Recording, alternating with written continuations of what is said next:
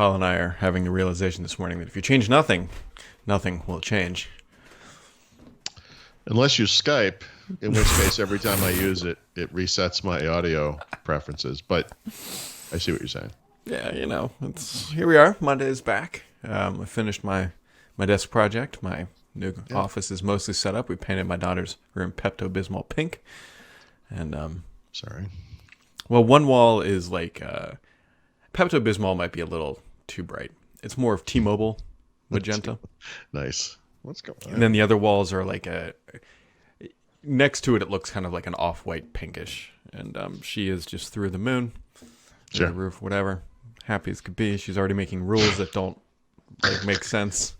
Yes. Well, that's how kids exert their so-called control. Well, right now there's a lot of emotions in that room because they're now clearing out the closet that was my old office that was pretty much like her junk toy closet. And my wife is making her do a donate pile and a keep pile. And have there been tears? I don't think we've had actual tears yet, but there's been a lot of arguing that I might play with that again sometime, even though it's a toy she has not seen in 4 years. Yeah, that's good though. That's a normal reaction. Yep. Other normal reactions are, so this is a great story, provided it's all true, and I'm just going to tend to believe it's true because why not? So late last night, just browsing and whatever, and there's a story or a picture on Reddit of the next-gen Xbox controller in white. Now, we all know why that's news, because they've all showed it in black, and that's whatever. It's a white one. It was Sunday at 10 o'clock. I'm like, you know what? Let's do this. So I did it. But the story behind it's great. Apparently, this was a kid who went over to a friend's house whose dad works for Microsoft and left this thing out. And, if you look closely, the other part of the image is actually a pizza box. It was like a pizza party. So, the crazy thing about this is, one, that the dad just left it out. The other crazy or maybe unbelievable part of the story is who's having pizza parties right now? Who's that's having good. little titties over to their house? That's a good point. It's funny. I was just thinking about that.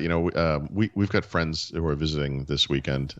Still, I guess we'll see what happens there. But I feel like we've all kind of let our guard down a little bit to some degree. You start interacting with people that maybe you trust or whatever a little bit more. We've seen my sister and her husband a few times, and one other set of friends. But I guess that's how it gets you. You start to feel a little complacent. Things are fine. I don't know. Yeah, so I don't know. Locally speaking, because if you look at the data, at least locally, I live in Hamilton County. Whatever. It is declining again, which is good. So that's not helping the complacency, but it's more me crossing my fingers, please, love of God, let my kid go back to school 5 days a week. That's.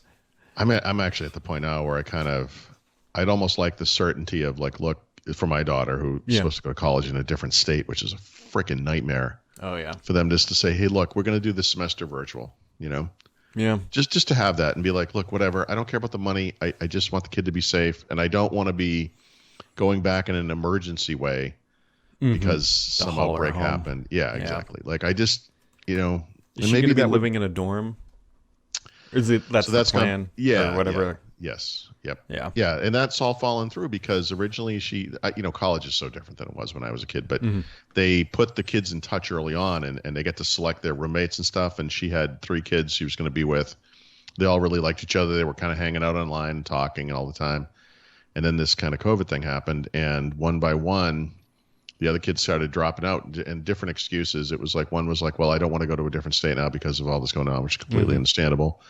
And now she's going to go to a school in her own state. And another one said something similar, but they're going to go to community college instead and see how that goes. And then you get kind of late in the game and now you're just going to be thrown in with whomever, which, is the way it used to be, for everybody. But that also means, and again, I don't, not to be politically incorrect here, but that could be kids from states where they're not exactly doing a good job with the coronavirus, you start to get weird thoughts in your heads. We were walking up the street the other 2 nights in a row. There was a car parked out on the street with a Virginia license plate. And it's oh, you're here from Virginia. Neat. We were doing pretty good with the virus. Yeah. Here in Pennsylvania. Why don't you go back to where you came from? No, I'm just kidding. Yeah, no, I know, but that's no. I know, literally, I know. that's the dark level of thought that, and it's awful to think that way. I mean, this is one of the, anyway. So yeah, it's just a hard, You know what else is hard? 7 nanometers. This one's really interesting because people really really is. line up on one side or the other of this. Like, there's this crowd of people who's like, yeah, but Intel can have a denser nodes, and that means that their 10 nanometer is just as good as TSMC's 7 nanometer or whatever. And it's like, yeah, I really feel like this could be the extinction moment for Intel. Wow. And the problem, yeah, and it's a it's a 3-prong problem. The 3 prongs of that problem are mobile, which Intel has no role in, and that is the mainstream of personal computing now, and by a factor of 8 to 10. I mean, it's not even close. The second prong is data center. The data center is going to go ARM because of the efficiency and the cooling and the lack of heat. I mean, those are all, that's the first or second biggest expense in a data center is all the electricity and air conditioning. And then the third prong, of course, is the PC itself. I mean, this is roughly 50% of Intel's business. I think it was a little bit more in this current quarter because of the COVID stuff, but let's say 50%. This market is small. It's shrinking. I mean, so Intel may be the last guy standing in a market no one cares about anymore. Well, there's another prong too. Oh, what's the other prong? AMD. Well, yes, and they're hitting them at that part of the market too. Yeah. I mean, one computer does not a market make, but I mean, I just reviewed this AMD based laptop, and I got to tell you, it's spectacular.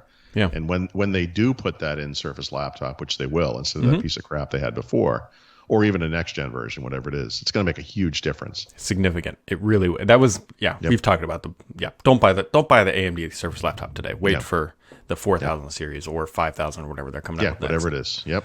The 4000 series is fantastic. Yep. And it's kind of.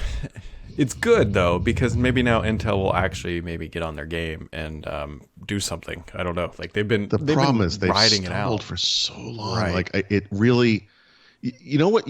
This is, you're going to look back. Not you. I mean, we'll look back at this moment in a very different light. And so maybe this was 2 or 3 years ago. I don't remember when they did this. Was it I guess it was the 8th gen core chips. They said Intel was like, we're going to double the cores. We're going to go from dual core to quad core. And everyone was like, oh my God, that's amazing, right? Not going to raise the prices. It's like you get extra cores. It's amazing. Battery life, actually, I think was a slight improvement even. It didn't even impact battery life. We're like, this is the best. That was literally the only card that Intel could play. That was their moment of stop looking at 10 nanometer. We're going to double the cores. Because that's the thing Intel has been really good at. And it's the thing we need less and less, other than in once premium. You hit, for me at least today, mainstream. Once at 4 cores, you're fine for just about anything for mainstream stuff. Now there's arguments for more cores, but for the average user, you're not going to need more than 4 for a very long time. I mean, honestly, an average user could get a dual core PC from 2 years ago. It's probably perfect, but that was literally all they could do. And we celebrated it, of course. Cores are cores; they're free, whatever. But they didn't have anything to offer with regards to efficiency at all. They had nothing, and it was like, what can we do? What can we do? How can we distract people? And it definitely was a net benefit. And I don't, I wouldn't want to take that away. It's great, but they're struggling now. And this is going to be a big problem, even in the PC world, which is a much smaller market. The mainstream of the PC, thin and light, ideally fanless. Yeah, I mean, we see a few of them. There are a couple, but I just don't know how they. I almost don't see them getting out of this. Here's my theory, Paul. Remember how Intel kind of became relevant by buying a firm out of Israel? Yeah, right. Well, yeah. Yeah. You know who's for sale right now? Yeah, ARM. Well, right, and that's they won't be allowed to buy them. That won't. I don't remember the name of the company you're referring to, but the company that they bought from Israel is the one that invented the core architecture that they still use today. So in the beginning, it was like Core Solo and then Core Duo processors, and Core M, and they had different variants. But now it's just Intel Core generation. We're on 10 or whatever. The other thing, and there hasn't been a significant architectural change to that line since Silverlight, so which was Gen 7, if I'm not mistaken, or 6 or 7. I don't know. Did you say Silverlight? Silverlight. Sorry, I keep doing that. I always do that. Skylake. Yeah, I probably did say. I do that all the time. I do that in writing. I'm sorry. I make Silverlight and Skylake to me are a brain part. I know. But anyway, you're right.